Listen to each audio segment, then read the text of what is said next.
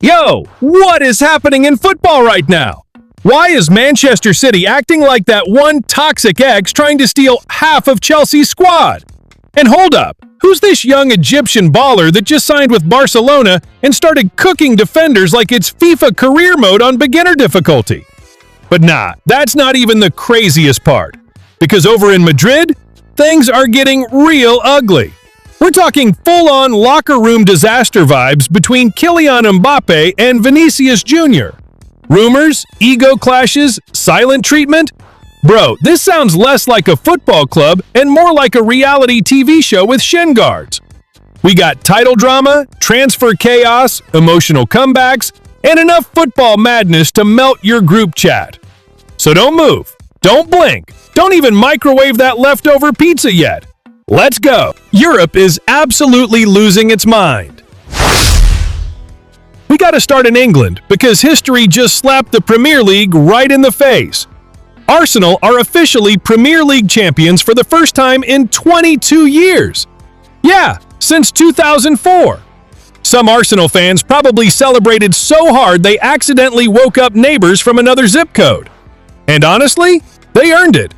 But wow, Manchester City absolutely handed them the trophy on a silver platter after drawing 1-1 against Bournemouth in the second-to-last round. That result officially ended City's title hopes. Complete heartbreak. Omar Marmoush came on in the 76th minute for Jeremy Doku, but you could tell the vibes were bad. Nobody was smiling, nobody was joking. The energy looked like somebody unplugged the Wi-Fi at a gaming tournament. Meanwhile, Arsenal fans were out there celebrating like they just beat the final boss in football history. That title also gives Arsenal their 14th league crown and their 50th trophy overall. Massive moment for the club. And speaking of London chaos, Chelsea FC took down Tottenham Hotspur FC 2-1 at Stamford Bridge. Enzo Fernández opened the scoring early, Andre Santos doubled the lead, and Richarlison tried to bring Spurs back into it. But it wasn't enough.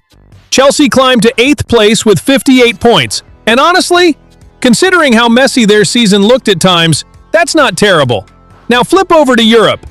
Aston Villa FC absolutely smoked Freiburg 3-0 to win the Europa League. Villa fans are probably still screaming right now, "What a performance!" And now, transfer window insanity. Alright, buckle up, because this next part is pure football chaos. Real Madrid CF might be bringing back the king of drama himself, José Mourinho. Yep, the special one. Reports say Florentino Pérez has already reached a final agreement with Mourinho on a 2-year deal, with an automatic extension if he wins La Liga. And Mourinho isn't pulling up alone either. He's reportedly bringing his whole staff with him. You already know press conferences are about to become Netflix episodes again.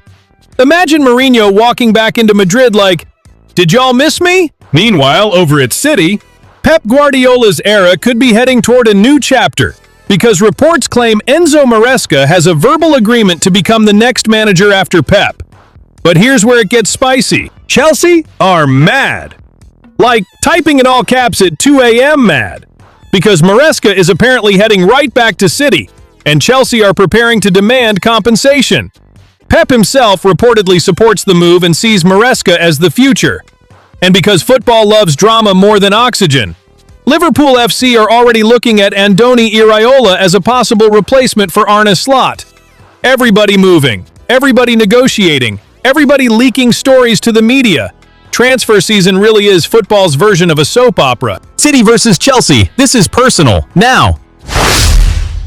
But Manchester City apparently woke up and chose violence. According to reports, City want 4 Chelsea stars. 4. Cole Palmer, Levi Colwill, João Pedro, Enzo Fernández. Bro, that's not recruitment anymore. That's a heist movie. And the funniest part? Cole Palmer literally came from City's academy in the first place. That would be the football version of your ex texting, "You up?" after seeing you glow up on Instagram. Chelsea fans are already stressed just thinking about it.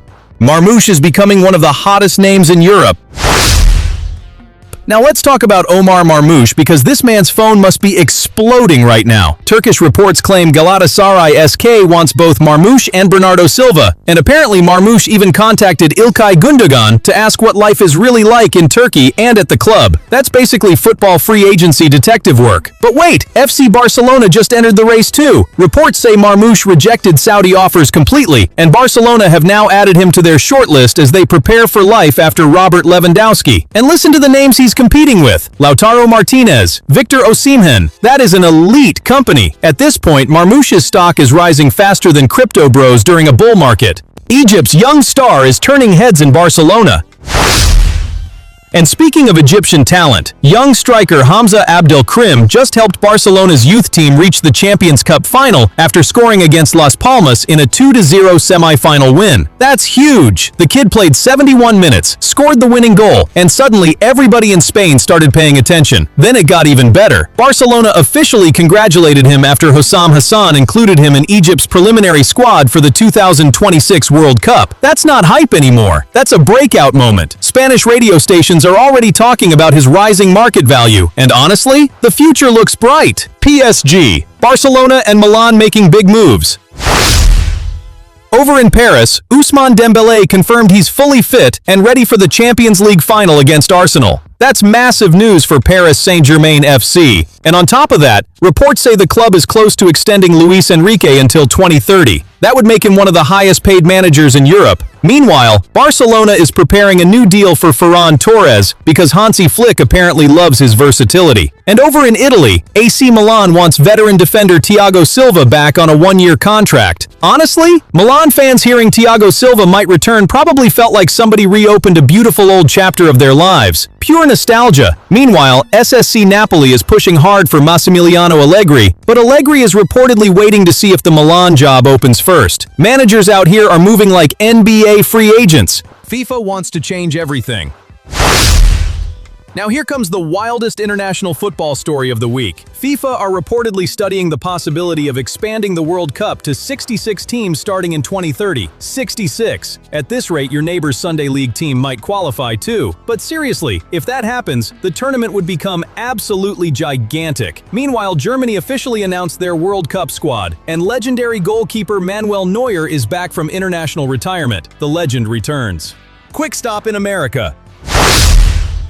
Now for some MLS drama. Casemiro is reportedly very close to joining Inter Miami CF, but there's one weird problem. LA Galaxy technically hold his discovery rights. And if you're confused by that phrase, don't worry, literally everybody is. Basically, MLS sometimes operates like a football league mixed with a board game invented by accountants. Still, the expectation is they'll solve it through money or draft compensation. Because in football, somehow everything eventually comes down to money. Chelsea celebrate their hero.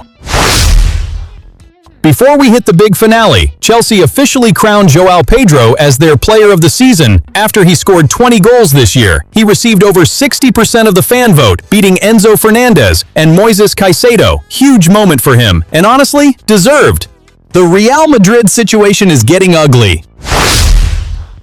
Now forget the jokes for a second, because this is different. Reports coming out of Spain claim the relationship between Kylian Mbappé and Vinícius Jr. inside Real Madrid is basically broken. They reportedly barely speak. Mbappé allegedly believes Vinícius played a role in Xabi Alonso leaving, and sources say he's frustrated because he doesn't feel treated like the clear superstar of the team. On the other side, people close to Mbappé believe Vinícius's camp is trying to make Kylian look responsible for Madrid's struggles. That kind of tension can destroy a locker room. And if Mourinho really returns to Madrid while all this is happening, things could explode fast. Because Mourinho doesn't walk into drama quietly. He walks into it carrying gasoline and a microphone. So now the entire football world is asking the same thing. Can Real Madrid survive all these superstar egos? Or are we about to witness one of the biggest dressing room collapses in modern football history? And if you had to pick a side, who do you think is right, Mbappé or Vinícius Jr.?